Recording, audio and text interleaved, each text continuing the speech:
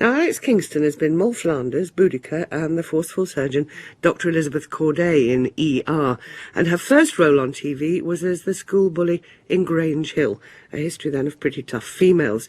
She's now taken on the role of the all-powerful Nurse Ratched in One Flew Over the Cuckoo's Nest, alongside Christian Slater in the West End production at the Garrick Theatre. Slater is Mr. McMurphy, a patient in a mental hospital who challenges her authority at every turn. Mr. McMurphy, we are in the middle of a meeting. Oh, do continue. Who are we tearing up today? Since you found it so enjoyable, perhaps a few more treatments. Ah, please, ma'am. Look at the good a few measly volts have done. I bet if we double the charge, I could pick up Channel 8. Doctor, I should like to withdraw the suggestion as to further shock. Oh! Yes, I think it might be appropriate to consider surgical procedure. Ma'am? An operation, quite simple, really. We've had an excellent record in aggressive cases. Aggressive? I'm as friendly as a pup. No cause to do any cutting. Randall, there is no cutting involved. Besides, won't do no good to lop them off anyway. I got another pair at home. Big as baseballs. Alex, Nurse Ratched passed into popular culture, I think, as a result of the Jack Nicholson film.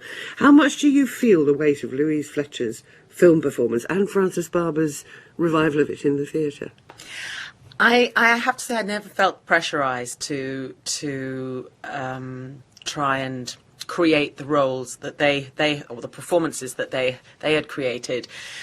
I saw the film years ago, and my memory of Louise Fletcher's Nurse Ratched was actually of somebody who was a very strong visual presence, but I didn't really remember that she had much to say.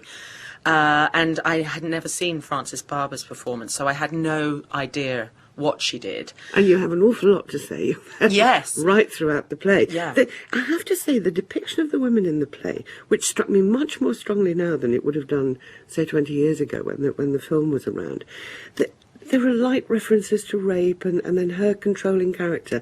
There's almost a verging on misogyny. How do you deal with that when you're trying to play her? Well, I don't deal with it. I don't think about it. And reading Ken Kesey's novel, I mean, to be honest, I don't know what his attitude to women was.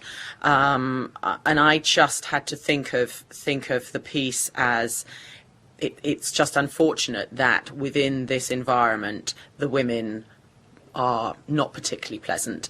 But I hope that it's not his general feeling about women as a whole. Who knows? I mean, I think that's something one would have to have asked him. There is a crucial scene where McMurphy tears open her clothing, and you're wearing a rather sober bra and very decent slip. And I know that Frances Barber opted for very frilly, sexy undies. Why the change? I don't know. Well, I didn't know what she had done. I mean, I found out subsequently. I think she had a quick release bra. And I remember being asked by a journalist before the show opened about how I was prepared to show yet again sort of my naked body on stage. And I was quite surprised. I said, "What do you mean? I'm not going to." And that's when I started investigating. But I just felt that the Nurse Ratched that I play, I felt she wouldn't be sort of some kind of sexy dominatrix underneath her nurse uniform. I felt that she would wear the appropriate underwear for the time, which would be that sort of Playtex cross-your-heart bra and her pull-ups. And if there was any dormant sexuality, it would be dormant, and that it would be something that McMurphy potentially would awaken, but nothing that she was sort of suppressing knowingly. And so I think it's, in a way, much more exciting that he rips open the dress and there is this, there's still a barricade underneath. It's an armour, isn't it? It's an armour, yes. The last time we spoke, you were about to move to the United States and you'd got the part of this amazing Dr. Corday. How much was she your creation and how much did the writers influence it? When we began, I think it was probably about 50-50, and the writers had written a sort of a skeletal role, and they were waiting to see what I would do with it, and it was actually rather nice because when I joined for the first few episodes I didn't have that much to do, and I think it was a case of the writers just seeing where I was going to take this character, So to be honest, I know that I was very responsible for making her quite a feisty character in the beginning.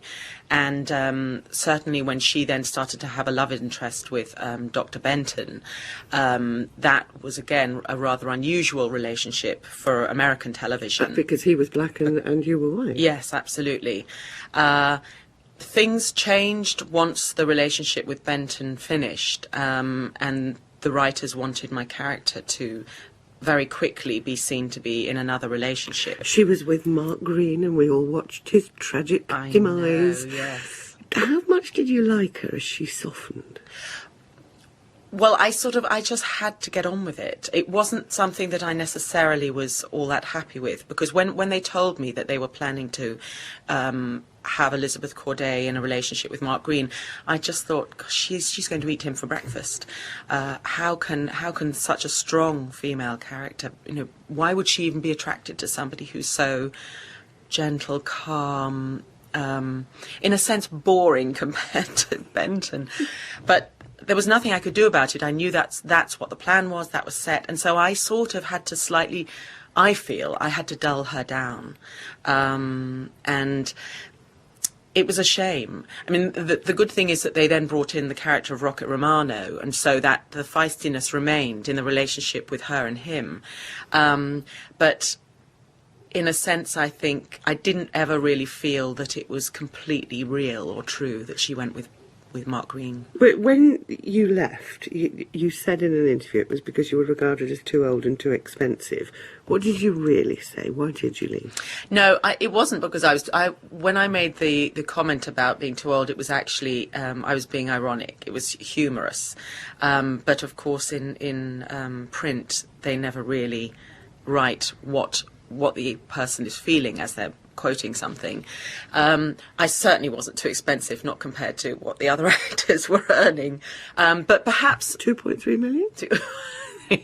To be honest, I don't know quite what I earned, but it wasn't, it wasn't what the top actors were earning, that's for certain.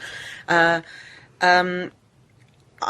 basically left because my contract was coming to an end. All of the characters that I had worked with and had relationships with had all either been killed off or had moved on, and the writers, I think, didn't know really what to do with my character anymore.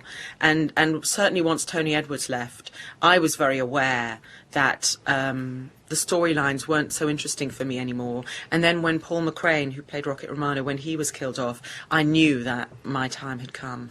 Your first marriage, you're now remarried and you have a daughter, but your first marriage famously was to Rafe Fiennes, who then met Francesca Annis. And I know you were devastated at the time, but how much did that breakup contribute to this major international career that you now have? Oh, totally.